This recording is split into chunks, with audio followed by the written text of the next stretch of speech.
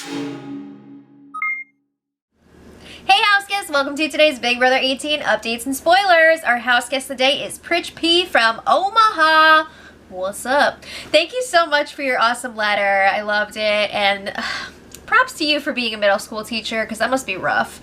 But anyway, Pritch, Paul, wants to know, what's my daily schedule like? Do I ever sleep? That is a wonderful question. I sleep a little bit. Basically, I wake up pretty late, like 9:30, between 9:30 and 10, and then I catch up on whatever happened the night before on the feeds for a while, then I'm caught up, blah, blah, blah. It takes me most of the day to write up the spoilers, and then sometimes I have dance class at 6 o'clock, and then, sometimes we also have recaps to film. So a lot of times I end up filming the spoiler after whatever show we're recapping that night, which is why they go up really late sometimes. And on days when we're doing fun stuff, like during the day on the weekends, I stay up really late working on these spoilers. So when you see them uploaded at like 4 or 5 in the morning, like, yes, I'm actually awake. And that's for real. But anyway, thanks so much for your question, and thanks again for the support. And also, happy birthday to Bonnie Perkins! Woo! Hope you have an awesome day. Alright, so let's talk about what's going on in the house now. Yesterday, Big Brother surprised the house guests with some sort of like carnival or fair type thing, and there was a Ziggy Marley concert for them. But Big Brother's been really, really secretive about it. They cut the feeds to fish every time, pretty much, the house guests were talking about it. So I'm wondering if it's going to be on Friday's, like, special episode or something, and that's why we don't get to know what happened. But we know a few things. So it sounds like there were some carnival games with prizes. Some game-related, some not. So it sounds like they're giving away a TV and some money, and one of the games, like, already determined the have-nots for next week. I'm not sure who they are, but it sounded like it could be Michelle and Victor. I don't know if there were other people too. And it also sounds like somebody may have won an advantage in the next HOH competition, but again, we don't know who it is. I don't think the house guests even know who it is. It sounded like they had to, like, pick numbers, and, somebody's got the winning number. But it's making me wonder what the next HOH competition is going to be. Maybe it'll be like the slip and slide one, when you gotta fill up the bowl, and like maybe somebody will have a bigger cup or something. Or maybe it's the chicken wire one. They haven't done that yet. I'm sure there'd be some sort of advantage for that too that they could come up with. But let me know in the comments what you guys think it's going to be. And it also sounds like Mr. Pectacular, Jesse Goddard, was there. Gotta drag him out every few seasons. And of course, it wouldn't be a Big Brother party without food and some booze for the house guests, have-nots included. So when the feeds came back, I thought it was going to be like, all crazy because they had alcohol. Like, remember when they came back from that freaking Outback Steakhouse dinner and that was like the craziest night ever? It wasn't like that. So it was like pretty quiet for the most part, but Nicole and Corey made some time to cuddle because they haven't been cuddling as much now that they've been wearing their costumes, and Nicole's a have-not and Corey isn't. So Nicole was telling Corey, Polly's gonna be trying really hard to stay this week. I'm gonna lose all respect for him if he fights really hard to stay. Really? I don't think that's nice. Does she expect Polly to just, like, go home and be like, oh, Corey, you stay? I mean, on one hand, yes, Polly did say that he wanted Corey to stay over him, but at the same time, you really think that if Nicole was up on that block that she would just go home? Actually, yeah. She might. But I think that's kind of ridiculous to expect someone to just lay down and die.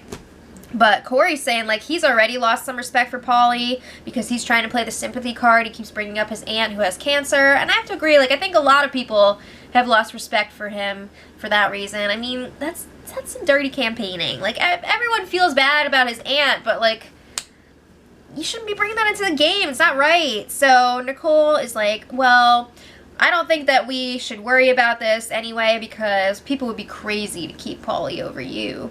But it looks like everyone's plan to make them paranoid is working. Remember, Paul was all like, we should get them freaked out so that they do really crappy in the next HOH competition. And it seems like it's working. Meanwhile, we've got Paulie campaigning to James, which was another part of that plan. They want Paulie and Corey to campaign against each other. So Paulie is just, he's still claiming that he hasn't decided yet if he's going to campaign. And he says that as he is campaigning to James. So James is telling him, look, man, you can't just roll over and die. Like, you can campaign without making it dirty. You can be respectful of Corey, but still explain why you should stay. So Paulie's like, yeah, I don't want to just roll over and die, but like, when it's my time to go, I'll gladly go up on the block. You can use me as a pawn or whatever. It's your time this week! Do you realize what the words that are coming out of your mouth? It is your time to go. But he's trying to say, like, oh, just keep me for another week, and then you can, like, get rid of me or whatever. I've never understood that argument. I mean, people use that every once in a while, and it's just like, come on. You really expect people to believe that you're just going to hang out for another week? Yeah. So anyway, Natalie joins Paulie and James, and Paulie's all used car salesman, like, what's it gonna take to get you guys to keep me this week? What's it gonna take to get you in that car tonight? But Paulie is telling them, like, look, you guys tell me what deal you want from me, I'll make it happen. And they're just like, I don't freaking know. So then Paulie's telling them, I can help you guys study. I know all of the days, like all the events that have happened, and I can help you with that. And he knows how many of whatever are in the house. And he's also telling them, like, I'll never screw you over. And I swear on my aunt who's dying of cancer. And he's like, I'm only bringing her up because I want you to know how serious I am. And he keeps telling them that they're the first people that he's approaching. No shit, because they're a freaking package deal. Of course you're going to approach them, but is that supposed to make them feel any better?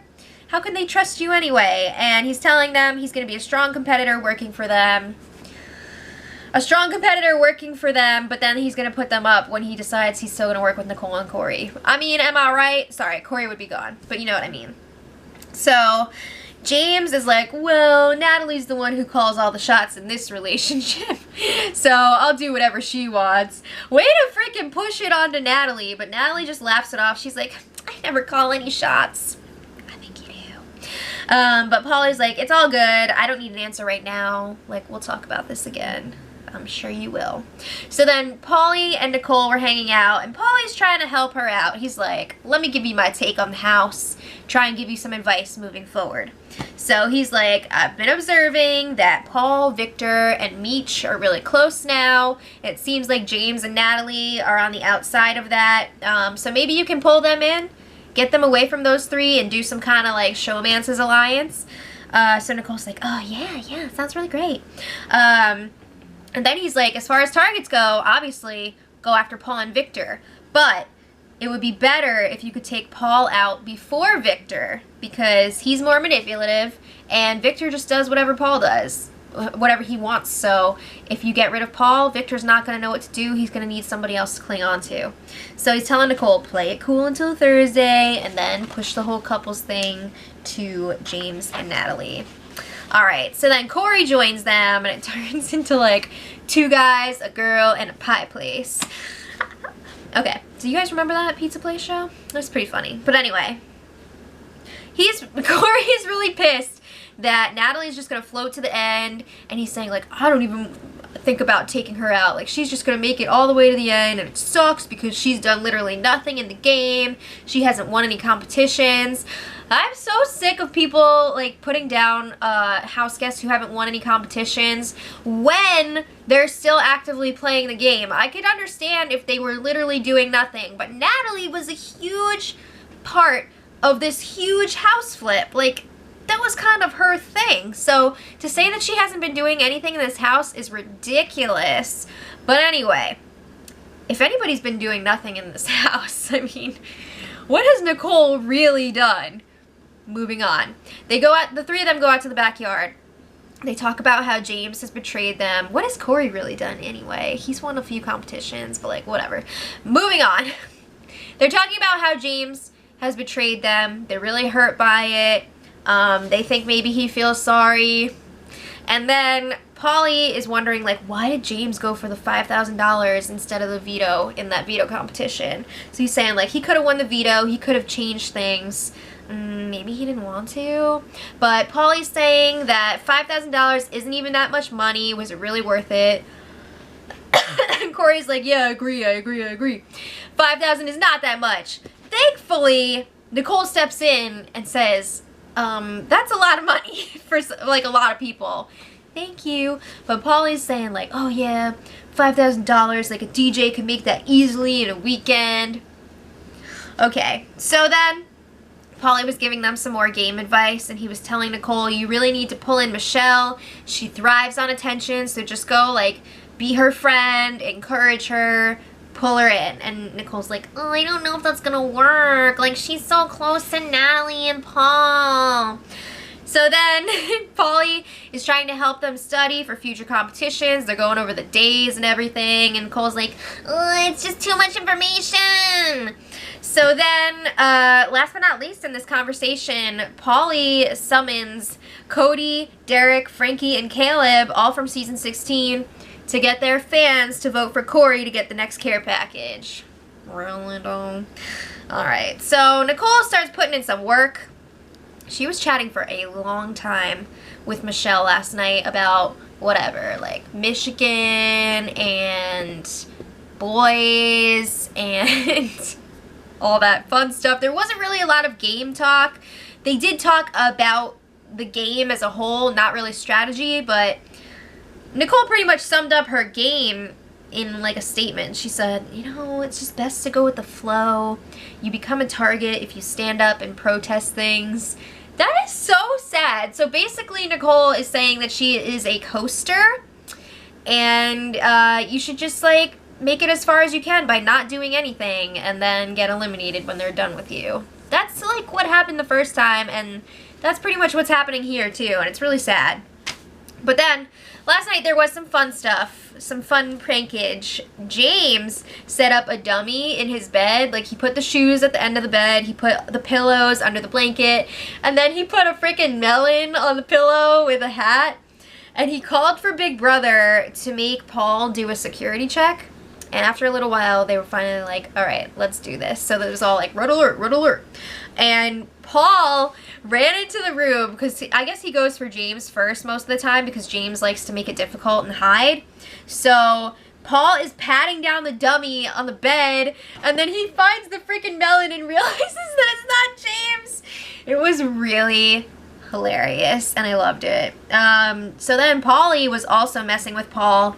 He took off all of his clothes in the kitchen. He was just covering his freaking pee-pee with a shirt, and he was like, hey Paul, ready for you to pat me down. It's pee-pee time, right? Alright, on an unrelated note, a little while later, Natalie freaking barfed her brains out. She hurt her neck earlier in the day, like really badly, and she took a bunch of Advil, and it did not agree with her, so she was like puke city. But this morning, Michelle was talking to herself so that Big Brother wouldn't call her out for sleeping outside, and we got to hear a little bit of her gameplay, which was interesting. So her targets are pretty obvious. She wants Paulie out this week, and then Corey and Nicole to follow. And she was also saying how she's trying to get in close with Victor and Paul so that they'll protect her. She would love to go to Final 3 with them, and she's hoping that they will target James and Natalie before herself. She also lets us know that she's trying to like piss people off and say that everybody hates her so that people think that she won't get any jury votes, and then they'll take her to the Final 2. So she said, oh, it's like an evil dick kind of strategy, you know. Oh, Michelle. Alright, so then Victor got the HOH camera today. No one wanted to take pictures with him. It was so sad. Everyone was either asleep or they were just like, I don't have my makeup on, whatever. So it was just really sad, but he made it a lot of fun still. He was taking selfies with like Corey's eagle puppet and like all the different props that people have for their costumes. So that was cool. Other than that, Natalie was having a really bad day. Her neck is killing her right now. Apparently she's had this injury before and it took her a while to recover. She's all pukey and she's just like, why am I here? I'm never gonna be able to win a competition with my neck like this, and I'm in so much pain. So she was kind of like talking about leaving, and James was really encouraging her to stay. And he's telling her, it's going to be okay. You've made it this far. You just got to hang in there. So he's being very sweet and helpful. That was cool. And then Big Brother switched out the dining room table for a smaller one. Milestone. And other than that, people have been sleeping most of the day. And it's been really, really quiet. Like, Polly and Victor working out. And then, like, talking about soccer quiet. So, yeah, that's where we're at. But I'm sure it's going to get crazy again with the eviction getting closer now. Tuesdays are usually pretty boring. But let me know what you guys think in the comments. Will Polly continue to push to stay? And will Corey try to fight it?